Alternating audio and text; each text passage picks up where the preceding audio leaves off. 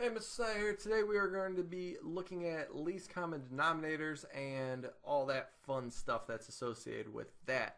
The first thing that we're going to do though is look at how to change a fraction with a certain denominator and change the fraction into a new fraction with a different denominator, but not changing the actual fraction itself. So for example, like you have 1/2, but you want to see what is 1/2 in terms of maybe something over 6. So how do I go from 1/2 to 3/6, keep the same fraction, but just change the denominator? So that's the first thing we're going to look at. Okay, so let's start with the problem.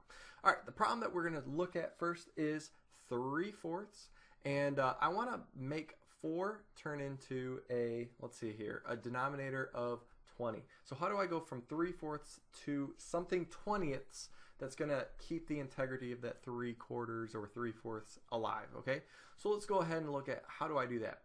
All right, simply put, you have to ask yourself, how do I go from 4 to 20, not in terms of addition, but in terms of multiplication? So how do I multiply 4, or what do I multiply 4 by to get to 20? Okay, and the answer to that is 5.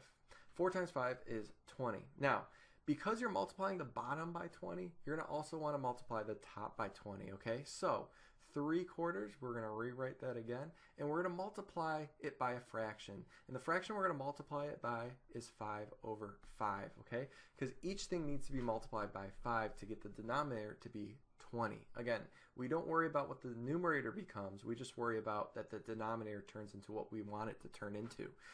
So let's go ahead and multiply across the top, and then we can multiply across the bottom, okay? So 3 times 5 is going to be 15, and then on the bottom there, 4 times 5, that's going to give us 20, okay? So 15/20ths is still 3/4 or 75% or 0.75 or however you want to think about it. It hasn't changed the fraction itself, but it has changed the denominator. Okay, let's try another one real quick. Okay, the next one we're going to do is 5/8. Okay, and we're going to change that denominator into, let's see here, 48. Yeah, why not? Sounds cool. All right, so 5/8, let's make the denominator into 48 now. Okay, so again, let's repeat the process. What times 8 will get me to 48? And that answer is going to be 6. So we have to make a fraction up here. 5/8 times, let's see here, 6/6. Again, the reason why this works is 6/6 is really just 1. So you're really not changing the fraction. Hence is why this is a legal math move. All right, multiply across the top. You get, let's see here, 25 and 5, 30. And then on the bottom here, you get 8 times 6, which is, again, that 48. Okay, now you don't want to worry about reducing because, of course, this will reduce back down into 5/8. You just want to worry about getting it to a particular denominator. Okay, this is going to be a huge skill when we talk about common denominators, which is what we're about to do right now. Yummy. By the way, I just picked up one of these Arizona grape aids here. That's what we're going to say our lesson is sponsored by today. It's good stuff. You should pick it up. Anyway, next. Just kidding. It's probably not good for you. Next thing we're going to look at is common denominators or least common denominators. All right, so let's go ahead and look at a problem. So say, for example, we have two fractions, 5/8 and let's see here, 9/20ths. 5/8 and 9/20ths. We need to change that into what's called the least common denominator, meaning how do I get both of the denominators to pretty much match up? Now, if you remember a couple videos ago, jeez, what's up with my talking? Videos ago, we learned how to do common multiples, okay, and figure out how to do that. Well, we're going to use that same skill to figure out what the least common denominator is for 8 and 20, okay?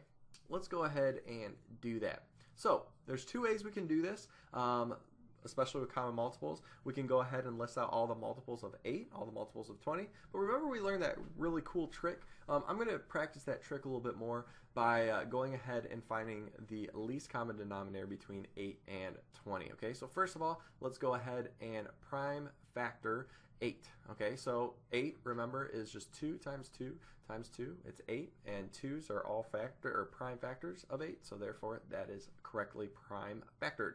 All right, 20. Let's go ahead and do that. 20 can be prime factorized into, I gotta stop making up fancy words.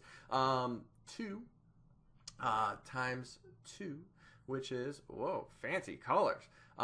Next time that comes up, I gotta change it to red or something. 2 times 2, which is 4. And that times 5 will get me to 20. All right, sweet. So now we got our prime factorization. Let's go ahead and list those. So 2, 2, and 2. We can match up any matching pairs. We have 2's, 2 2's for 20. So let's just go ahead and match those up with these. I could have put them with these and these. It doesn't really matter. And then let's drop down our final 5. Okay, let's drop down all these numbers. So we got 2 times 2 times 2. And then we drop down the 5 times 5. So that is 2 times 2 times 2, which is 8 times 5, and that's just going to be 40. So the least common denominator, or the smallest denominator where 8 and 20 can match up again, if you look at the multiples of 8 and 20, the least of that is 40, okay? So how do I go from 5/8 to something over 40 and then 9/20 to something over 40? And that's where the skills of what we just were doing with changing the denominator come into play, okay? So let's go ahead and let's look at this down here. All right, so 5/8. How do I get 8 to 40? Okay, well, 8 times 5 is 40. So let's multiply the top and bottom by 5, okay? And that's going to give us 25 on top and 40 on the bottom. Let's go ahead and do this again for 9/20. 9/20 times, okay, now what do I multiply 9/20 by? Well, what does 20 have to be multiplied to get to 40? And the answer is 2. So the fraction we're going to use for this one is 2/2 because that will get the denominator to 40. 9 times 2 is 18. 20 times 2 is 40.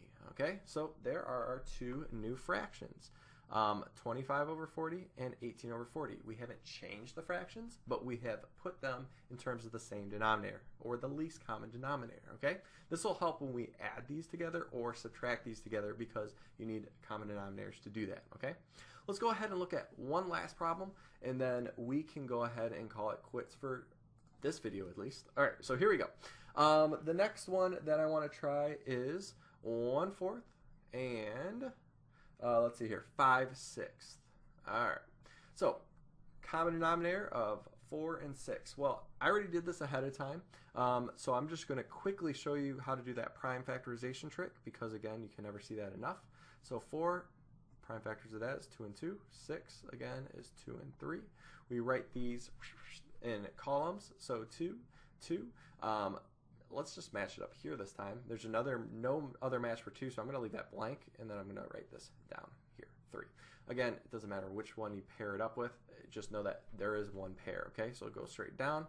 Pairs just count as 1, 2, and then there's a 2, and then 3. Boom, boom, boom. 2 times 2 is 4, times 3 is 12. So there is our least common denominator. Here we go. So next thing is to go ahead and figure out 4 times what will get me to 12, and then 6 times what will get me to 12, and then go ahead and do that skill that we learned earlier in the video, which is changing these denominators up. So we're going to multiply this by 3/3 because 4 times 3 will get me to 12. Multiply straight across the tops, straight across the bottom because that's how we multiply fractions. So we got 3/12. Booyah! Fun stuff. And then let's go ahead and say, all right, let's do 5/6. Let's multiply that by a fraction. Now this fraction, we're just going to need 2/2 because, again, 2 times 6 will get me to 12. That's why I choose that 2. All right, so 10, and then let's see here, 12. All right, so here we go. Again, haven't changed the fractions, but we have put them in terms of the least common denominator. We can now add, subtract, do whatever we need to do from there, okay? Next video, obviously, is going to be talking about adding and subtracting fractions. Hope to see you then. See ya.